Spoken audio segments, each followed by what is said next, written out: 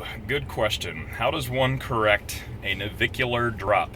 So, basically, a navicular drop is a lot of times, especially with like bigger movements like squatting, really kind of technical, big multi-joint movements, you see people kind of, when they're getting set or the weight's coming down, their feet kind of go flat and the bulk of their ankle just kind of slips in over the arch of their foot. So that when that big, like, kind of bony structure gets offset like that, it's definitely not an ideal position for strength or power or anything. So you gotta, I think there's a pretty multifaceted approach to fixing this, and it's not going to be the same for everybody because there isn't the same real kind of problem going on for everybody. There could be, it could be a severe kind of knee valgus that's doing it. It could be you just have flat feet. It could be you just have a really weak posterior tib. It's just something weird's going on somewhere. So I'm just going to give some kind of general stuff that seems to help most people out. I think the biggest thing is just actively knowing that it's a problem.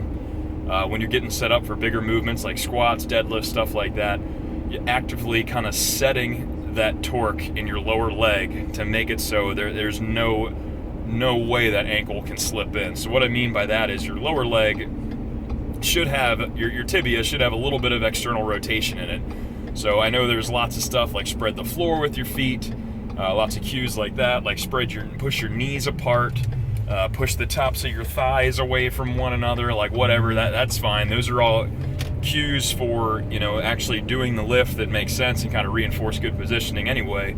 But I'm talking about as soon as you have that bar out of the rack and that thing is set and it's on your back and you're getting ready to go, I'm talking about actually actively taking your thighs and I'm just getting your ass as tight as possible and turning your thighs away from each other while your legs are straight.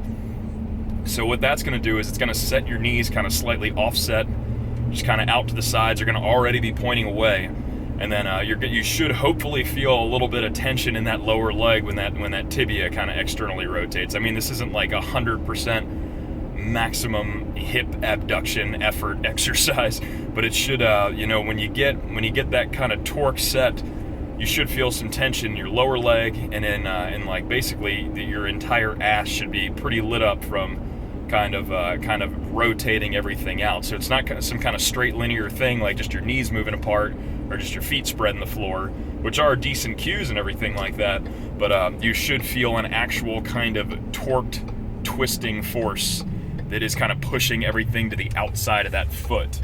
Now, that's just how you start, and you want to maintain that tension, you want to maintain that pressure everywhere, but you still want to be able to squat off your midfoot. Your feet should still be flat on the ground and everything like that. They shouldn't be turned up, toes shouldn't be up, nothing fucking crazy like that or anything.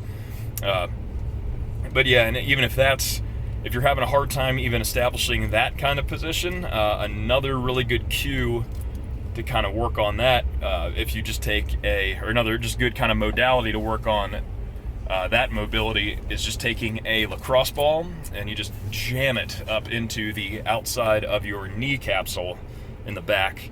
Just close your knee over top of it, and then just kind of work external rotation with your tibia with your hands while you're sitting on the floor. What that's going to do is going to smash up the muscle that's kind of responsible for inhibiting that tibial external rotation. It's called your popliteal muscle, and you just want to just jam the shit out of that until it kind of feels like it loosens up. Now, this was not a pleasant, it's definitely not a pleasant experience digging that thing around in there, so just find a happy place and dig away. Then kind of, take the bar out, try to get that torque set again. You just want to be out just enough so that the ankle doesn't sink down.